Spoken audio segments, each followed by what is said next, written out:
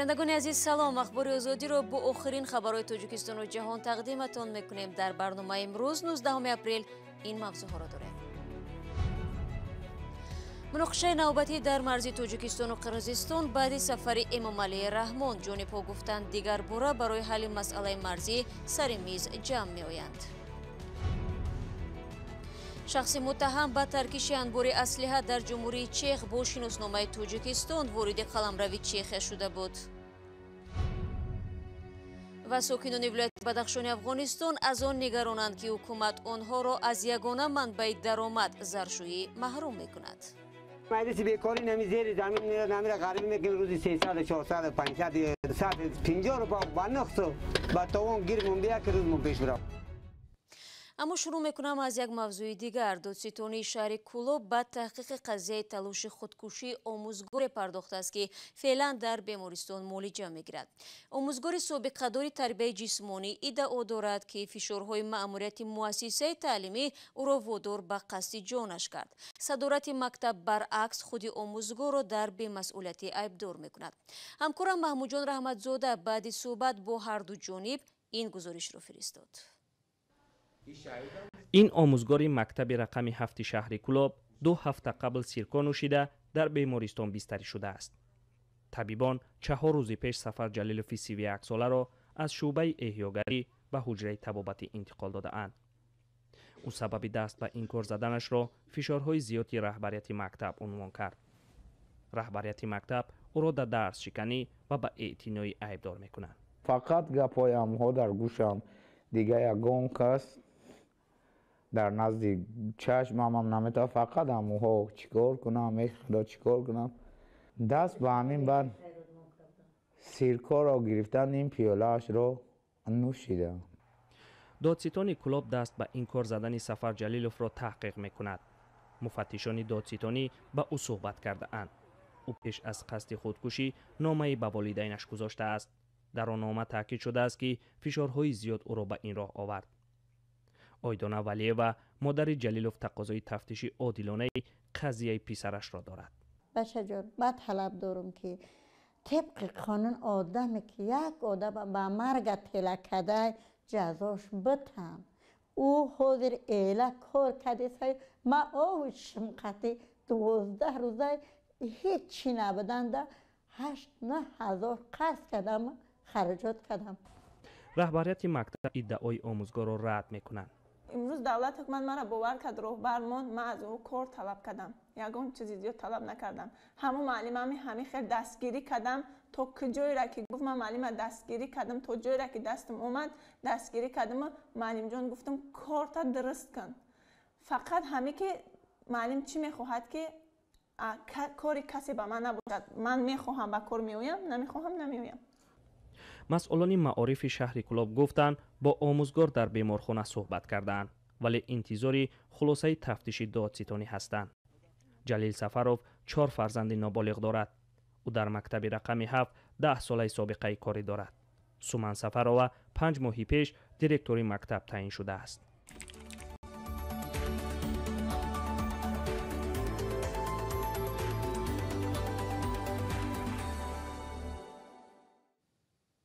نوزدهم اپریل گفت و شنود هیئت‌های تاجیکستان و قرقیزستان برای حل مشکلی که روز شنبه در نزدیک دهه سرحدی خوجا علوی اسفره روی داد ادامه پیدا کرد. در این باره سخنگوی حکومت ولایت بودکند قرقیزستان چولپان بیردیقولووا خبر داده است. ساکنان محلی میگویند وضع در مرز معتدل است و مرزبانان دو کشور در نقطه‌های دائمی خود قرار دارند. ولی مناقشه اخیر آن هم پس از سفر پرزیدنت تاجیکستان به منطقه سر و صدای زیاد به میان آورد. همکارم میرزانبی خالقزاد موضوع را پیگیری کرد. درود بر شما و آخرین خبر از این منطقه چی است؟ بله شعلا، از مقامات شهر اسفره و جماعت خواجه علا گفتند که حالا آرامی است و 3 کشور همسایه تاجیکستان، قرقیزستان و ازبکستان آمادگی دارند که روز 22 اپریل یعنی بعد از چند روز در فرغانه جمع می‌آیند و سر این مسئله مذاکره می‌کنند. همچنین نماینده وکالتدار حکومت قرقیزستان در بادکن آموربک سوان علیف با رجب‌بای احمدزاده رئیس ولایت سوخت صحبت تلفنی کردند و به موافقه رسیدند که راه حل مسئله را در همایشی که 22 اپریل باید برگزار شود گفتگو می‌کنند. و ظاهرا واقعی اخیر نقشه های دو کشور را در بابت گفت و شنید تغییر داد، زیرا اعلان شده بود که در نیمه دوم ماه اپریل گفت و شنید مسائل مرزی در بیشکک و سپس در دوشنبه ادامه می کند و همچنین در همین وقت رئیس جمهوری قرقیزستان صادر جابروف به دوشنبه سفری رسمی انجام میدهد.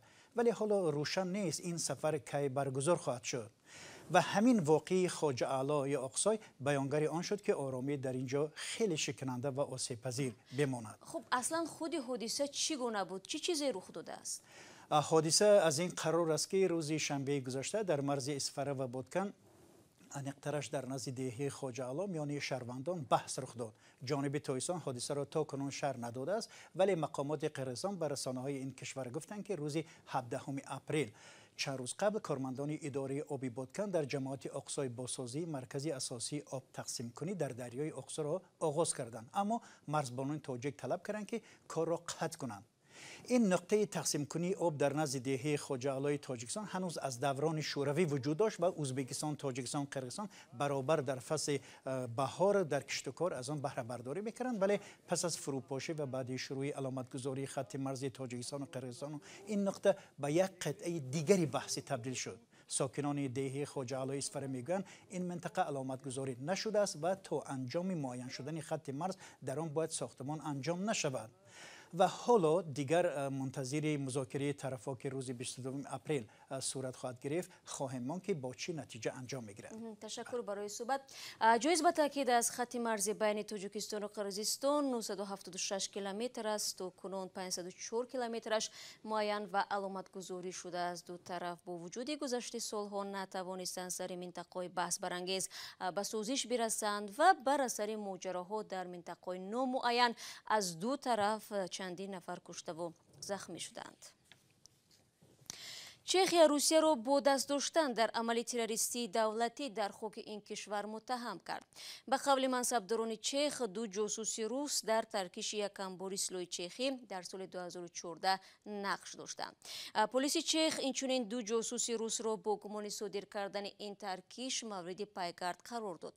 این دو نفر همانهایی میباشند که سال 2018 در انگلیا با استفاده از زهر نویچوک جاسوس سابق روس سرگئی اسکریپال و دخترش را زهرآلود کردند. یکی از آنها به چخیا با شناسنامه تاجیکی وارد شده بوده است. خیرامان بخوزاده با تفصیلات بیشتر. موج ترکش‌های پرقدرت در این انبار سلاح چخی در سال 2014 تا حال احساس می شود. همکنون مقامات چخ با تکیه به معلومات اکتشافی میگویند که ترکش‌های مرگبار کاری دست جاسوسان روس بود و در پاسخ 18 دیپلمات روس را از خاکشان بیرون کردند.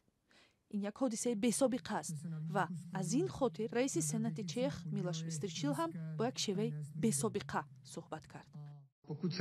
اگر این اثبات شود ما باید فعالیت خدمات مخفی روسیه را همچون یک عمل خیلی جدی تجاوز و دشمنی ارزیابی بکنیم که حتی میتواند همچون یک عملی تروریسم دولتی ارزیابی شود. ترکیش سال 2014 اوربیتیتس 50 تن مهمات نظامی و جان 2 نفر را از بین برد. صدها نفر به جای دیگر کج داده شدند.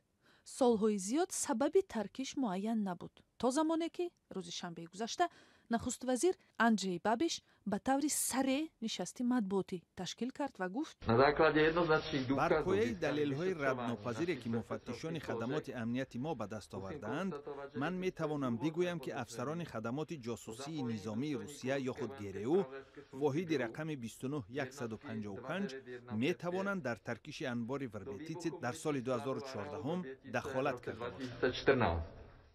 این خود همان واحد نظامی است که در حمله به سابق جاسوس دوگانه روس سرگئی اسکریپال با استفاده از زهر نویچوک در شهر سالیزبوری بریتانیا در سال 2018 گمانبر دانسته می شود. پلیس چخ 2 جاسوس احتمالی روس را مورد پیگرد قرار داد. اینها عین همان 2 مرد می باشند که برای تشکیل حمله در شهر سالیزبوری از جانب بریتانیا هم جستجو می شوند. اعضای همین واحد نظامی اینچنین در تلاش کشتار یک تاجر سلاح در بلغارستان گمانبر می شوند. در این حادثه سال 2015 زهر از دسته در ماشین او پیدا شد. مقامات بلغارستان یک افسر گرو را در غیبش برای تلاش کشتار гумонбар эълон карданд, вале баъдан таҳқиқи парванда боздошта шуд. матбуоти чех гуфт ки марди мавриди ҳадафи ҳамла қарор гирифта Емелиан Гебриф аст ки пеш аз таркиш дар амбори Врбетице дар ин ҷо силоҳу муҳимот фармоиш дод ва ният дошт ки онро ба Украина фурӯшад. вазири умури дохилии чех Ян Ҳамачи гуфт ки бо мақомоти Булғористон дар ин замина ҳамкорӣ ҷараён дорад. дар як барномаи сиёсии телевизионии чех аксар ҳизбҳои мухолифи сиёсӣ дар ин кишвар аз кори ҳукумат пуштибонӣ карданд, вале вакили коммунист Лео Лузар гуфт ки далели иттиҳомот пешкаш нашудааст. ин чӣ гап аст? матбуот бидуни додани иттилоъ шуру валвала барпо кардааст. мардуми бомасъулият бояд иттилои кофӣ пешкаш кунанд. Москав таҳдид кардааст ки барои ихроҷи дипломатҳояш қасос мегирад ва сухангӯи вазорати хориҷаи Русия Мария Захарова иттиҳомоти мақомоти чехро як найрангбозӣ номид. иёлоти муттаҳидаи Амрико, Бритониё ва НАТО аз амалҳои ҷумҳурии чех пуштибонӣ карданд.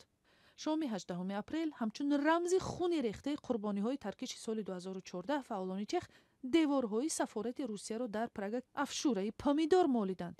иттиҳоми бисёр тундлаҳни мақомоти чех аз як буҳрони азиме дар робитаҳои ду кишвар дарак медиҳад ки аз замони суқути коммунизм мислашро надиданд. зимнан вазорати кори хориҷии тоҷикистон дар посух ба дархости радиои озодӣ бобати истифодаи шиносномаи тоҷикӣ аз сӯи шаҳрванди Русия гуфт дар ин бора аз матбуот огаҳ шудаву таҳқиқи худро шурӯъ намуданд. дар вилояти Бадахшони Афғонистон сокинон бо заҳмати сангине ба истихроҷи тилло машғуланд. онҳо мегӯянд ҳукумат дар ин минтақа имконияти дигаре барои шуғл фароҳам накардааст ва мардум ночор ба ин пеша рӯ оварданд. аммо мақомоти маҳаллӣ кори онҳоро ғайриқонунӣ медонанд, чунки барои заршӯӣ аз давлат иҷозатнома нагирифтанд. ба қавли сокинон агар ҳукумат аз ин пеша ҳам маҳрум кунад, манбаи даромади дигаре надоранд. абдулло Ашуров мавзӯъро идома медиҳад. این کوههای ناحیه یفتلی پایان ولایت بدخشان افغانستان است. ساکنان برای استخراج طلا از این راهی باریک و پرخم و پیچ عبور میکنند تا به دل کوه برسند. سفر محمدی 65 ساله 11 سال این جانب از این موضع طلا استخراج میکند. با وسایل برقی در عمق 25 متری کوه سنگ را پرمه میکنند و سپس آن را بیرون میکشند. همینجا 15 نفر که اومدیم نمی خاطر غریبی که 4 پا ما زمین زیر خاک پیدا کنیم. رفتیم ایران، رفتیم ترکیه، رفتیم تمام جا رفتیم، ردیمت شدیم، بیاب شدیم، بی‌سر شدیم، دیدیم کار پیدا نکردیم. حدیث بیکاری نمی زیر زمین نمی غریبی میکنیم. روزی 300 400 500 250 روپا بنخسو با توان گیرمون بیا که روزمون پیش برم. عبدالرقیب طلاکار دیگر و از رفیق‌های سفر محمد پس از هفته‌های جستجو در سینه کوه توانسته است رگ طلا را پیدا کند. وی میگوید استخراج طلا از اینجا بسا کار سخت و سنگینی است و در جریان پرمکاری ده‌ها کارگر معدن پیش چشمشان زیر سنگپاره ها ماندند، ولی برای پیدا کردن لقمه نان آنها مجبورند این کاری خطرناک را ادامه بدهند. این نمی رگ طلا، این نمی رگ سرخ است، این نمی معلوم است هم می‌بینین. دیگه نمی زیر زمین کافتر رفته است که تقریبا قسم چاوار رفته است 25 متر زیر زمین رفتیم. در وطن دیگه کاربار نباشه، دیگه دورده میره همه که کشته میشه، نفر دیگه چیز نداره. اما با گفته مقامات در افغانستان به این شکل به استخراج طلا مشغول شدنی سفر محمد و همراهانش غیر قانونی است. آنها محصولی که با زحمت زیاد به دست میآورند غیر قانونی میفروشند. تجارت نه تاخیر میان این داخلی هستند. اینو هر به پایان لبی دریا برد، جایی که یک دستگاه برای میده کردن سنگ نصب شده است. بینندگان عزیز، شکل پوره گزارش در آزادی ویدیو گذاشته خواهد شد. اینجا برنامه اخبار آزادی به پایان میرسد. تشکر که ما را تماشا کردید. از آن یادتان نرود فردا شما را با خبرهای نو منتظر خواهیم بود. خود را احتیاط کنید و خدا نگهداری هر یک شما.